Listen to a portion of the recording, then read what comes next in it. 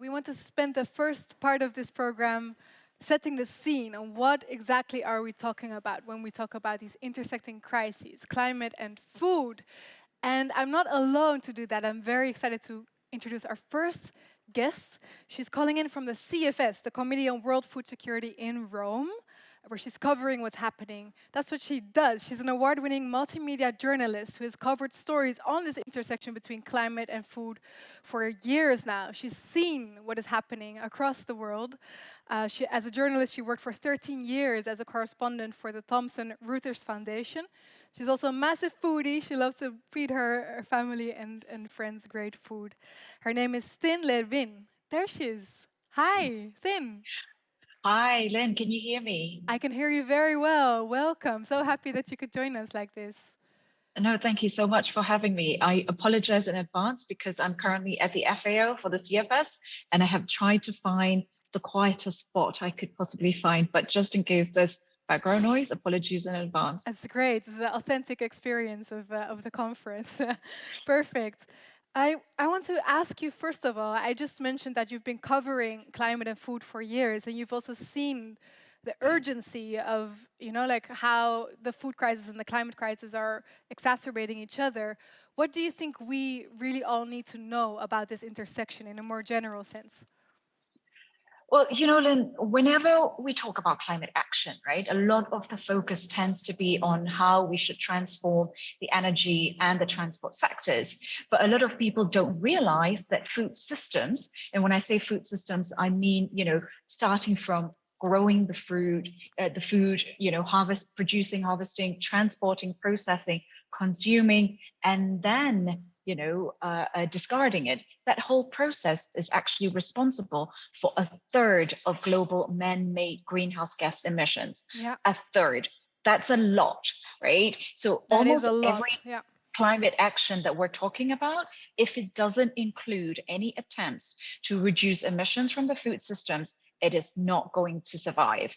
They're just so extremely tightly linked. Almost every single aspect of the food value chain has emissions associated with it, right? Food systems are both a contributor as well as a victim of climate change. So we Mm. need to tackle them both from both sides. And, to me personally, food is something that we come into, we interact with every single day. If we're lucky, we interact with 3 times a day. We choose what we want to eat. We can afford not to have a mobile phone or a car because we want to live a sustainable life, but we cannot afford not to eat. And Exactly. this is where we can have both individual and collective actions. There's a lot of problems, but I think there are also a lot of solutions. Yeah, let's go into a couple actually, because I know you brought a couple of examples from stories that you've covered that make this topic come to life. You yourself come from Myanmar, but you've been working so internationally in all continents, and you've brought examples both that inspire you and that concern you a lot. So shall we go through them? Yes, please. Okay, great. The first one I would like to pull up is Nigeria, the cold hubs. Can we? Yes, we see it there. Can you say something about Perfect. this story? Yeah. Yeah, so these are walk-in solar-powered cold storage units. This is a startup from a Nigerian entrepreneur, a young entrepreneur called Nanemeka Egewonu. I bet I messed it up. Apologies. But essentially, these solar-powered cold storage units, farmers can use them. They pay as they store, and essentially, the company also hires mainly women to manage the operations. And it looks like a very simple solution, but it is great because there's so much post-harvest loss in developing countries, and they're saving post-harvest loss at the same time as making sure that the system in which these fruits and vegetables and food are stored is done in a sustainable manner because we're Yeah. not burning more fossil fuels. To preserve Cold our chain, food. Yeah, exactly. absolutely. Yeah, Cold chain interesting. Yeah. is big and it's going to become even more big. And this is one solution to make Yeah, sure that, as we grow our cold chain systems, they're not done at the expense of the environment. exactly. Exactly. So solar powered solution for to post-harvest losses. Interesting. Let's go to a whole another side, Italy. We see here the River Po. Why did you Indeed. share this? Yeah. Indeed. So, I've just moved to northern Italy, so I live very near the River Po now. This is the longest and most important river here in Italy. It's the country's agricultural heartland.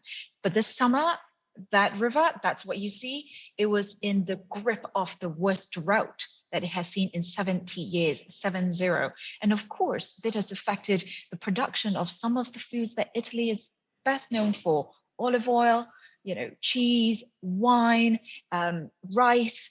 And it's not just about the fact that there is less water, it's also the fact that there was salt water that intruded later on, and that made it, impossible to irrigate. So I Yeah, wanted to show this picture to show that, look, this is happening everywhere, right? This is exactly. right in our backyards. It's not just in some faraway country. Yeah, if Italy is your backyard, indeed, like you. Somewhere else in Italy, there's a different face of climate change. Yeah. Yes. So this was a Sicilian farmer that I met a few years ago. So I should stress that this was not the same timeline as the picture you just saw Hmm. now of the River Po. But this was a farmer in Sicily, in the east, who was taking advantage of the fact that Sicily has seen increasing temperatures. And now he was able to grow these tropical fruits, the papayas, passion fruit, mango, avocado, that he couldn't before. And so Yeah. he's taking advantage of that change. He sees an opportunity there. Let's briefly fly to the other side of the pond to Iowa. What do we see here? So that's a field of corn or maize, whatever you want to call it, right? Because the Midwest, the US, that's the corn and soy belt. And this was taken in Des Moines, and literally there are places where you can see corn and soy fields as far as the eye can see. But it does hide an uncomfortable reality, right? It's all monoculture, which is not great for biodiversity, but also a large percentage of that corn and soy that you see actually goes to biofuels, and Hmm. then a smaller percentage of it go to animal feed, and it's a tiny percentage that actually come is used as food. And I was also told that Iowa actually imports more than half of its food, Right. which to me is, encapsulates some of the Yeah, things that are just really wrong with the food exactly. system we have today. We use the land for our transportation actually and to pollute more. Yeah.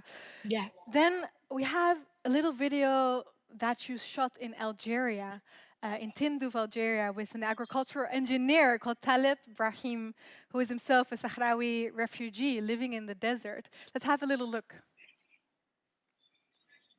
Hydroponic unit for the production of green foders. Here you can see this is ready to be served to the animals. Here we have 7 shelves. Every shelf is a day of production, so we are producing the green foders only in 7 days.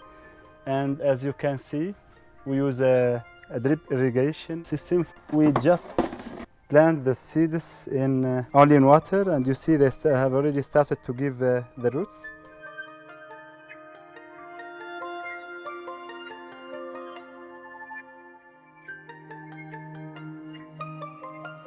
This is a real barren desert. I cannot imagine such harsh conditions elsewhere. So anything that we develop here can be replicated elsewhere.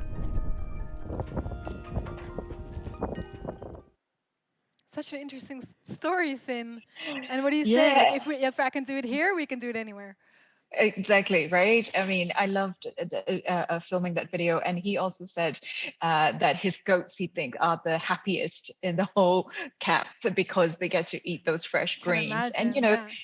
this, like you said, Lynn, this was filmed at a refugee camp in Tindouf, and these refugees are pastoralists, right? So they rely on their livestock, mainly goats, for food as well as milk. But this is in the middle of the desert, as you could see. Things don't grow normally. So he came up with this idea for a simple hydroponic system using metal and plastic that can be, found easily within the camps to set up the system Yeah, so that they can grow their own food to give it to the goats, because otherwise the animals were just eating scraps, yeah, some of which were plastic, and that's really not good for the animals or the humans that then eat the milk and exactly. meat from the animals. Exactly. The last example we wanted to touch upon, the last location, you've been everywhere in Iceland. What do we see here? Yes. Why is this relevant? So this is okay, I'm being a bit partial now. I say beautiful picture because I took You it. took But it, this yeah. is It is this is a beautiful. this is a picture of a glacier lagoon in Iceland in the south called Jökulsárlón. And it's stunning. But what tourists don't see and what viewers of the image don't see is that you're seeing this glacier lagoon and the ice, breaking apart. It's coming from glaciers that are melting right before our eyes, right? It heralds a much more difficult future for all of us, but it also has an impact directly on Iceland. Um, for example, there's a town called Hap, which is a little port town in southeast of Iceland. It's famous for its langoustines. What's happening there is that there is now less pressure from the ice and the glaciers. So the land is sort of rising, it's springing up. That means that the harbor is now more shallow, there's sediments building, it's harder to get to the sea. Now, warming oceans does also mean that there are now new fish species coming to Iceland into the colder waters, or what used to be colder waters. There are good things with it because they can catch and sell this fish, but the problem is that the cold water species are disappearing, and ocean acidification makes it harder for shellfish to build strong shells. So we're talking about the ecosystem and the Yeah, food web, both on land and under the sea, being under sea as affected by well, changes in exactly. climate. Yeah, Yeah. that's very important to highlight. Thank you for this. I think it illustrates indeed both opportunities of solar, hydroponics, like new ways that we can use what we know works, contrasted with those old ways, like monoculture, like ways we know are actually not helping us forward, and also just these very rapidly changing conditions, the dry river, the land rising, I mean, that really speaks volumes about the urgency of what we're talking about. So I would like to end our conversation with asking you, I mean, I just said like action, like that is what we are truly searching for. What would you say, or having seen this much in the last 15 years, what would you say are key actions that we should prioritize?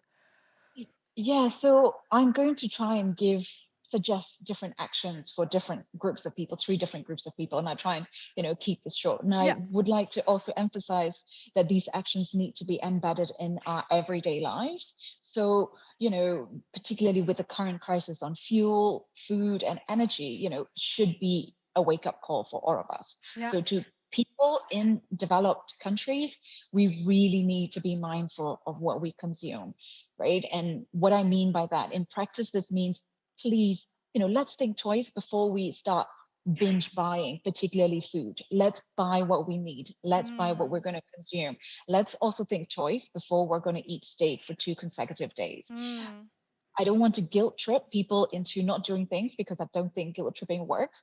But I think being a bit mindful can work. yeah. That's a start anyway. Let's start from there. Yeah, I really like how To you're grounding us. That's really about us, about what we Yeah, eat, what we buy in the supermarket. Yeah. exactly. And to the media, which includes me, Yes. I think it's really important not to make the same mistake that we did with the climate change, where, there was both siderism, meaning we portray both sides as equal. Those who said climate change is happening and climate change is not happening.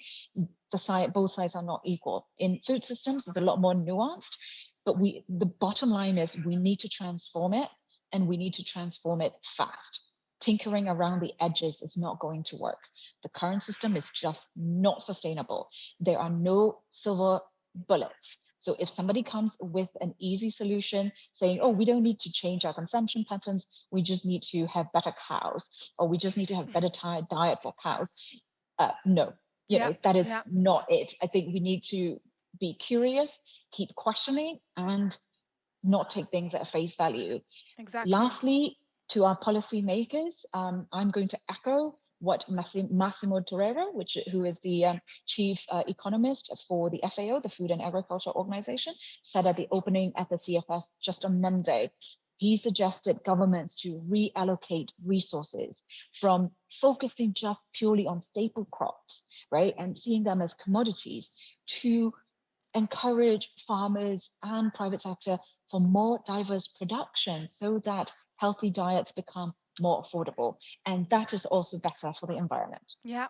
Thank you so much, Thin. This is really valuable to get us into the topic and really understand like this is what we are actually talking about today. And thank you so much for sharing these actions and making the connections with Rome, where you are now. And thank you just for your work on making us more aware on these super important topics. So round of applause to you.